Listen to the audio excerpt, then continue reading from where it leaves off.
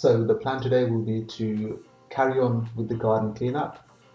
The task on the agenda today is to remove the dead tree at the back of the garden.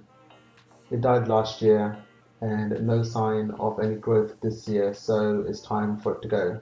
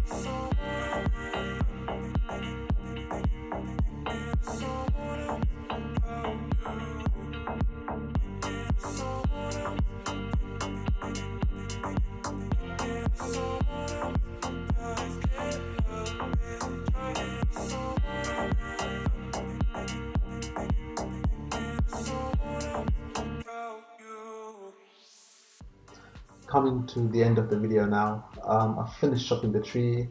Now just tidying up, getting rid of the branches and twigs. So I've got some seedlings growing indoors. I planted them in some hanging pots.